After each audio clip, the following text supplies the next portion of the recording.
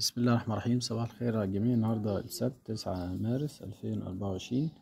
في حاجة بتحصل أحيانا في الخوخ، خاصة خوخ الديزرت وفي بعض الأصناف زي الفلوريدا، إن الثمرة بتطلع مزدوجة زي كده. تطلع الخوخة أهي، واحدة كبيرة وجنبها واحدة صغيرة، ودي هنا أهي نفس القصة أهي، واحدة كبيرة أهي وجنبها واحدة صغيرة.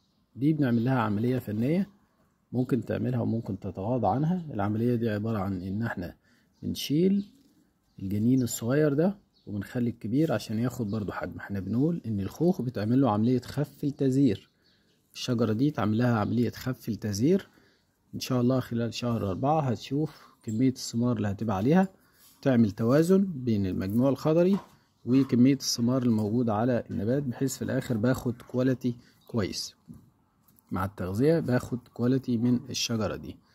دلوقتي هنوريكم ازاي بنعمل العملية دي، وفورا يعني بعد ما تعمل العملية اللي بنقول عليها دي خلاص، انك انت بتشيل الجزء الصغير او الجنين الصغير، بترش اي مطهر فطري، ازوكسستروبين او سفنات مصايل او بريبوكونازول او ديفاينوكونازول. امسك لي كده التليفون ده لو سمحت، امسك لي التليفون.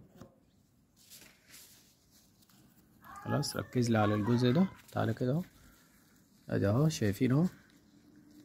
بنمسك الكبير ده، الجزء الكبير، الجنين الكبير او الخوخة الكبيرة، خلاص اهو، ونمسك الصغير ونروح ايه بنلفه بالراحة واحنا ماسكين الكبير اهو اهو شلناه اهو. خلاص اهو.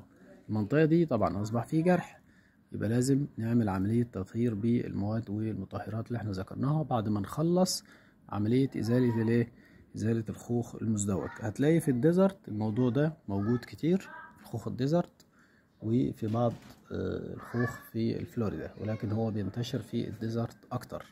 تمام، دي عملية مهمة عشان ناخد برضو عملية تحجيم من ثمار الخوخ.